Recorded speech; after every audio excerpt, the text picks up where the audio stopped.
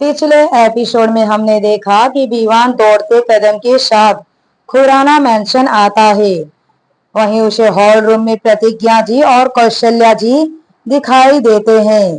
विवान ने प्रतिज्ञा जी से पूछा, टिया कहाँ है? प्रतिज्ञा जी ने एक नजर कौशल्या जी की तरफ किया, फिर हकलाते हुए बोली, टिया क्षमा से मिलने गई है। ये सुनकर विवान ने कहा, वो क्षमा से मिलने नहीं गई है, उसका किडनैप हो गया है। ये कहते हुए विवान की आंखें लाल थी, तो वहीं उसका चेहरा किसी शैतान की तरह लग रहा था।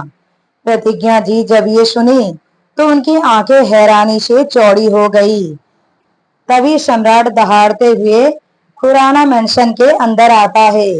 विवान खुराना, तुमने ये अच्छा नहीं किया। तुम्हारी हिम्मत भी कैसे हुई क्षमा को यहाँ ले आने की? इसकी सजा तुम्हें जरूर मिलेगी। कहते हुए सम्राट विवान के सामने आकर खड़ा हो गया। उसकी आंखों में अंगारे दहक रहे थे। इससे पहले कि विवान कुछ कहता, प्रतिज्ञा जी ने घबराते हुए कहा, क्षमा? क्या हुआ क्षमा को? कहाँ गई मेरी बेटी? क्या किया तुमने उसके साथ? सम्राट ने अपने दांत पीसते हुए विवान के कॉलर को पकड़ते हुए कहा, ये आप इससे पूछिए, कहाँ रखा है इसने क्षमा को? इसने ही मेरी गैर मौजूदगी का फायदा उठाकर क्षमा को यहाँ ले आया है। अगले ही पल विवान ने उसके हाथ को दूर झटक कर गहरी आवाज में बोला, मुझे अपनी बहन को वहां से ले आना होता तो मुझे तुम्हारी गैर मौजूदगी का इंतजार करने की जरूरत नहीं पड़ती। मैं तुम्हारे सामने अपनी बहन को ला सकता था। किसी की औकात नहीं मुझे रोकने की। सम्राट ने दांत पीसते हुए कहा, झूठ बोल रहे हो तुम। क्षमा को तुम्हें लेकर आए हो, क्षमा यही तुम्हारे घर में है। तुम सब मेरे सामने नाटक कर रहे हो। दोनों की बातें सुनकर प्रतिज्ञा जी ने पूछा, विवान ये क्या हो रहा है? आखिर कहाँ है क्षमा? क्या हुआ मेरी बेटी के साथ?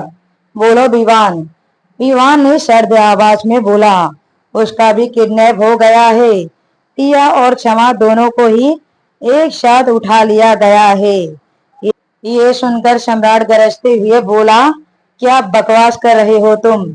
ऐसा कौन कर सकता है? ये सुनकर विवान के चेहरे के भाव बदल गए। यहाँ एक अंधेरी कोठरी में या बेड पर बेहोशी के हालत में पड़ी हुई थी। जैसे ही उसके चेहरे पर पानी के छींटे पड़ते हैं, अगले ही पल टिया की आंखें धीरे धीरे करके खुलती है। जैसे ही उसकी आंखें खुलती है, उसने अपने सामने की कुर्सी पर किसी शख्स को बैठे हुए देखा। उस शख्स को देखकर वो हड़बड़ा गई और झटके के साथ उठ बैठी। उसकी आंखें चौड़ी हो गई। उसने हैरानी के साथ पूछा, प्रथम तुम यहाँ? मतलब ये सब तुमने ही करवाया है? मैं कभी सोच भी नहीं सकती कि प्रथम तुम हमें किडनैप करोगे। तो ये है तुम्हारा असली चेहरा। अब ये भी बता दो कि हमें यहाँ लेकर क्यों आए हो? ये कहते हुए उसने अपनी आसपास नजर घुमाई, पर उस कमरे में वो अकेली थी।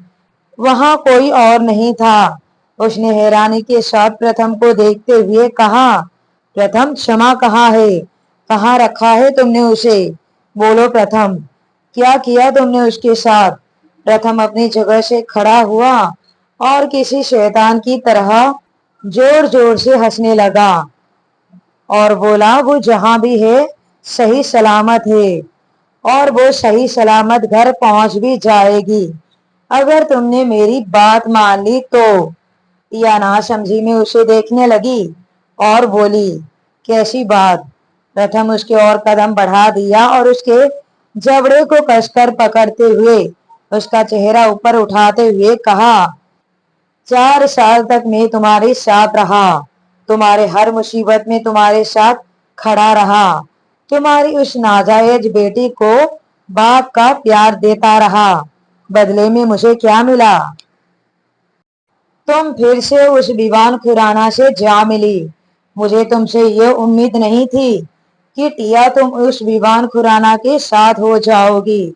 जिसने तुम्हारे साथ इतना गलत किया, और मैं, जिसने तुम्हारे लिए पिछले 4 सालों से किसी और की तरफ आंख उठाकर भी नहीं देखा, जिसने सिर्फ और सिर्फ तुम्हारे ही ख्वाब देखा, वो कुछ भी नहीं रहा तुम्हारे लिए। ये कहकर प्रथम ने टिया को बेड पर धकेल दिया और कहा, अब खेल वहीं से शुरू होगा जहां पर रुक गया था।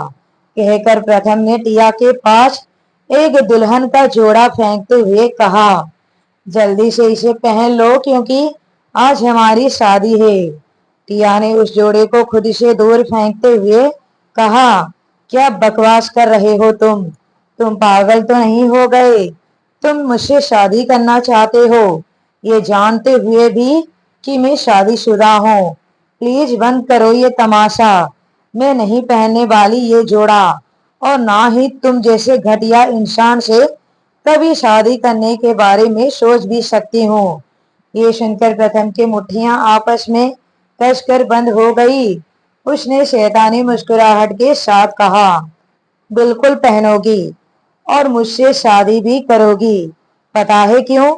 क्योंकि तुम्हारी वो प्यारी सी ननद मेरे कैद में है। अगर तुमने मुझे यहाँ शादी से मना किया या कोई नखरा किया तो वहां उस बेचारी के पास उसे नोचने वाले बहुत से कुत्ते हैं। सुना है वो प्रेग्नेंट भी है। एक बार उसकी हालत देखना नहीं चाहोगी? कहकर उसने अपने मोबाइल में एक वीडियो प्ले किया और टिया के सामने अपनी मोबाइल रख दी, जिसमें क्षमा को एक कुर्सी के साथ रस्सियों से बड़ी ही बेरहमी से बांधा गया था। उसकी आंखों पर पट्टी बंधी हुई थी। वो लगभग होश में ही नहीं लग रही थी। उसके आसपास कुछ काले कपड़ों में गुंडे अपने हाथों में बंदूक लिए खड़े थे। टिया क्षमा की हालत देख घबरा जाती है और उसकी आंखें नम हो जाती है। वो बोली, प्लीज प्रथम, क्षमा को छोड़ दो। उस बिचारी ने क्या बिगाड़ा है तुम्हारा? तुम्हारी दुश्मनी मुझसे है, तो फिर तुमने उसे इस तरह से क्यों बांध रखा है? उसे जाने दो। प्रथम ने शैतानियत से कहा, बिल्कुल जाने दूंगा, बस एक बार हमारी शादी हो जाए।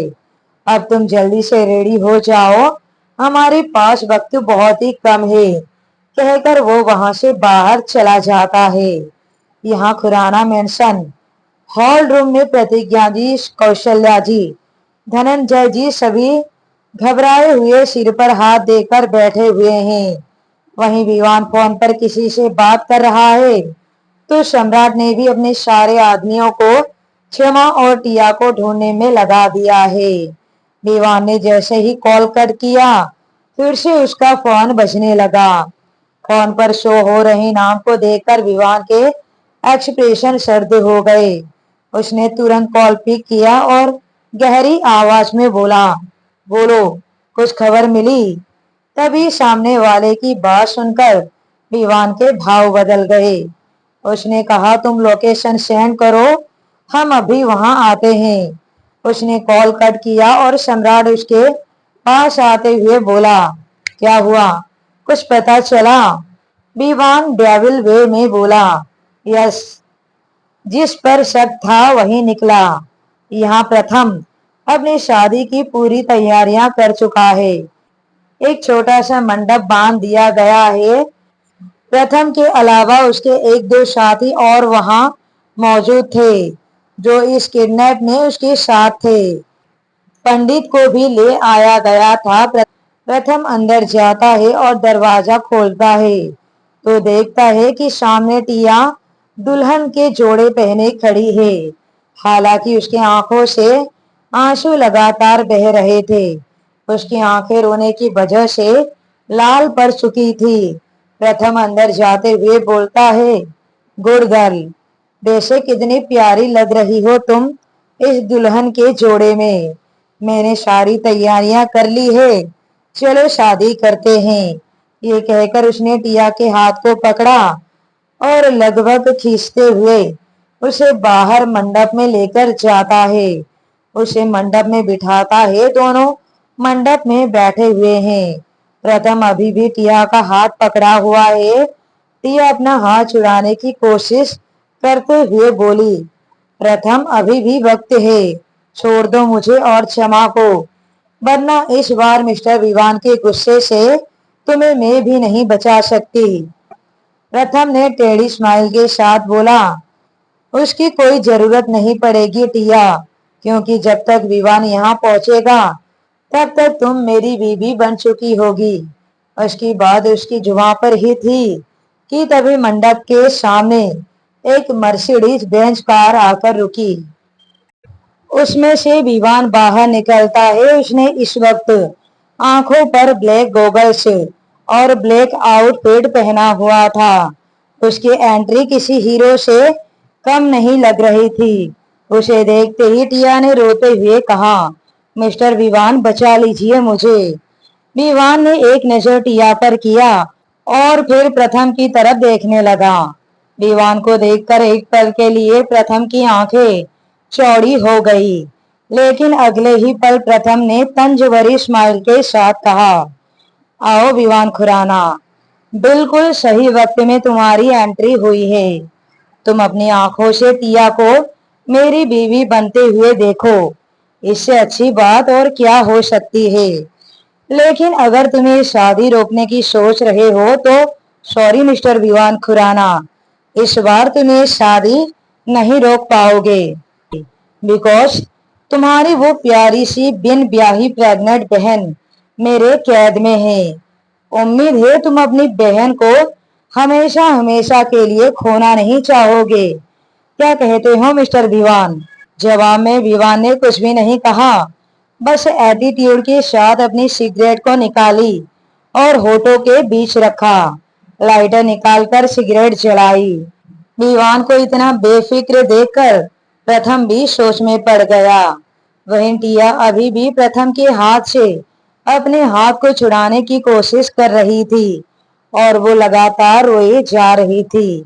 विवान ने एक लंबी कश लेने के बाद पूछा, हाँ तो क्या बोल रहे थे तुम? प्रथम ने दांत पीसते हुए कहा, विवान खुराना, क्यों अपनी बहन को अपनी आंखों के सामने तड़पते हुए मरते देखना चाहते हो? निकल जाओ यहाँ से और टिया को मेरा होने दो। ये तुम्हारी जिंदगी की सबसे बड़ी हार होगी और मेरी जीत। विवान ने टेढ़ी स्माइल भरी और कहा, नहीं प्रथम, जिस टिया को तुम 4 सालों में नहीं पा सके उसे आज भी नहीं पा सकते, क्योंकि मैं ही उसका पहला और आखिरी प्यार हूँ, तुम नहीं। दीवान ने ये बात बहुत ही बेफिक्री से और स्माइल के साथ कहा। ये सुनकर प्रथम आग बबूला हो गया। उसने चिल्लाते हुए कहा, दीवान खुराना, तुम यहाँ आ तो गए लेकिन वापस नहीं जाओगे। ये कहकर उसने ताली बजाई और उसके साथ अब वहां कई सारे गुंडे बाहर निकल आए, जो अब तक कहीं दिखाई नहीं दे रहे थे। सबने विवान पर बंदूकें तान दी। ये देखकर टिया घबरा गई, लेकिन विवान को रत्ती भर का फर्क नहीं पड़ा। विवान ने अपनी सिगरेट को जमीन पर फेंका और अपने बोर्ड से मसल दिया। उसके साथ ही साथ विवान के अनगिनत गार्ड्स, जो उस जगह को पहले से ही घेर लिए थे, वो अब अपनी अपनी बंदूकें प्रथम के गुंडों पर ताने खड़े हो गए। प्रथम, जो विवान को अकेला समझ रहा था, उसे भी नहीं लगा था कि उसके गार्ड्स उस जगह को चारों तरफ से घेर रखे होंगे। विवान के गार्ड्स ने फायरिंग शुरू की और देखते ही देखते कुछ ही पलों में प्रथम की सारे गुंडे जमीन में पड़े हुए दिखाई दिए।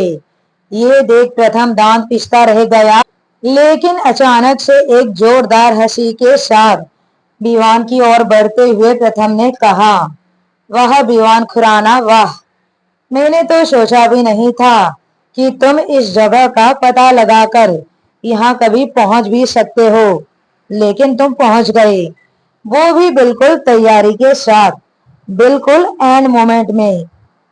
और आकर तुमने एक बार फिर से शादी रुकवा भी दी और मेरे सारे गुंडों को मार भी दिया।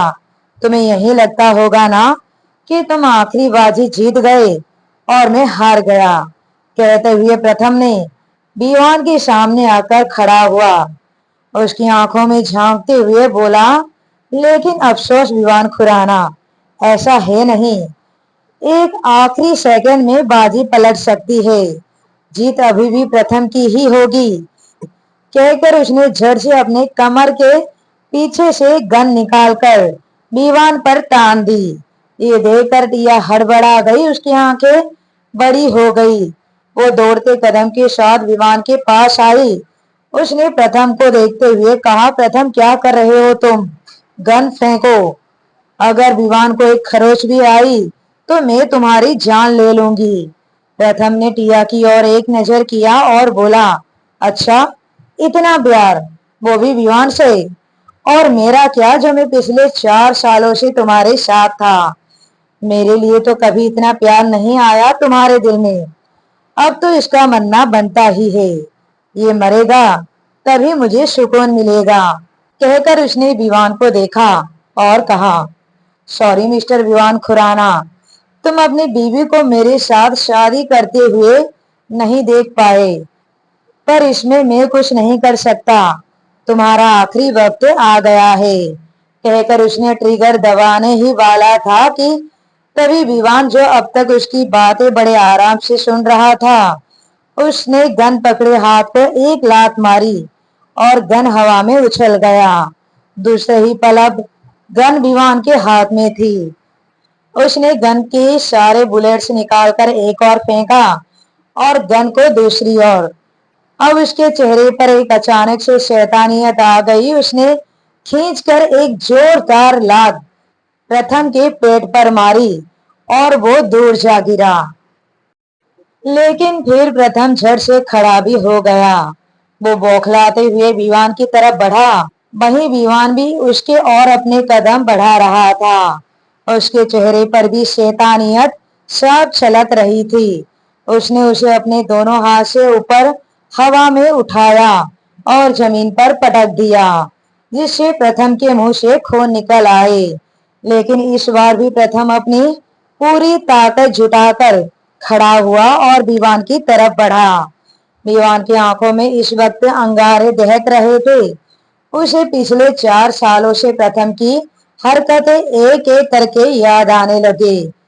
किस तरह उसने टिया को उसे 4 साल तक छुपाकर रखा, उसे विवान के खिलाफ भड़काता रहा, यहाँ तक कि विवान को अपनी बच्ची से भी दूर रहना पड़ा। इन सब में विवान का ही हाथ था। यहाँ तक कि अब उसने क्षमा तक को भी नहीं छोड़ा। प्रथम के इन सब हरकतों को याद करते हुए विवान अपने तेज कदमों के साथ प्रथम की ओर बढ़ा और उसे उठा उठाकर पटकने लगा। लातों और मुक्कों की बरसात कर दी। कुछ ही पल में प्रथम जमीन पर ढेर हो गया। अब उसमें इतनी ताकत नहीं थी कि वो अपने पैरों पर खड़ा हो सके। उसके मुंह और लगभग पूरा शरीर खून से लथपथ था। लेकिन विवान का गुस्सा अभी शांत नहीं हुआ था। उसने एक जोरदार लात उसके पेट पर मारी। उसी के साथ प्रथम बेहोश हो गया। तभी विवान के कानों में किसी की आवाज सुनाई दी, भाई। विवान ने मुड़कर पीछे देखा तो सामने क्षमा खड़ी थी और उसके साथ ही साथ सम्राट और मिस्टर वर्मा भी। क्षमा दौड़ते हुए आई, अपने भाई के गले लग गई। कुछ पल गले लगे रहने के बाद विवान ने क्षमा को खुद से दूर किया। उसे ऊपर से नीचे तक देखते हुए पूछा, क्षमा तुम ठीक तो हो? क्षमा ने अपना सिर हिलाते हुए कहा, हाँ भाई, मैं ठीक हूँ। विवान ने उसे खुद से दूर किया और सम्राट की तरफ बढ़ा। उसे देखते हुए कहा, थैंक्स मेरी बहन को बचाने के लिए। सम्राट ने एक नजर क्षमा की ओर किया, जो उस वक्त उसे ही देख रही थी। उसे देखते हुए सम्राट ने कहा, आपकी बहन को नहीं, मेरी बीवी को। ये सुनकर विवान के चेहरे पर मुस्कान आ गई। वहीं क्षमा भी क्यूट सी स्माइल के साथ अपना सिर नीचे झुका दिया। ये सब देख टिया बहुत खुश थी। विवान ने टिया के हाथ को पकड़ लिया और कहा, टिया, सच में तुम्हारा फैसला सही था। सम्राट क्षमा के लिए बिल्कुल सही है। अब चलो सब घर चलते हैं। क्षमा विवान की ओर कदम बढ़ाती कि उससे पहले ही सम्राट ने क्षमा के हाथ को पकड़ते हुए कहा, हम अपने घर जा रहे हैं। शादी के बाद तुम अपने घर घूमने जा सकती हो, लेकिन अभी नहीं। अभी तुम मेरे साथ चलोगी। क्षमा ने भी थोड़ा हिचकिचाते हुए कहा, लेकिन सम्राट तुम मुझे प्रॉमिस करो कि शादी के बाद तुम मेरे बच्चे को मुझसे दूर नहीं करोगे। सम्राट ने अपना सिर हिलाते हुए गहरी सांस छोड़ी और कहा, बिल्कुल नहीं। ना ही तुम्हारे बच्चे को तुमसे दूर करूंगा और ना ही खुद को। अब खुश? ये कहकर उसने उसे अपनी गोद में उठा लिया और कार की तरफ लेकर चला गया। कार में बिठाया और वो दोनों वहां से चले गए। यहाँ विवान और टिया ये देखकर बहुत खुश थे। तभी मिस्टर वर्मा ने पूछा, बॉस, अब इस प्रथम का क्या करना है? Call the police right now. Vivaan ने टिया की तरफ देखते हुए कहा, अब हम चले? विवान की बातें सुनकर टिया ने अब मुंह फुला लिया और उसे समझते हुए विवान ने गहरी सांस छोड़ी और उसे अपनी गोद में उठा लिया। अब टिया के चेहरे पर भी स्माइल आ गई। वो दोनों भी वहां से चले गए। बहुत ही जल्द क्षमा और सम्राट की शादी भी हो जाती है। अब दोनों कपल की लाइफ में खुशियां ही खुशियां होती है और इसी के साथ इस कहानी की हैप्पी एंडिंग होती है।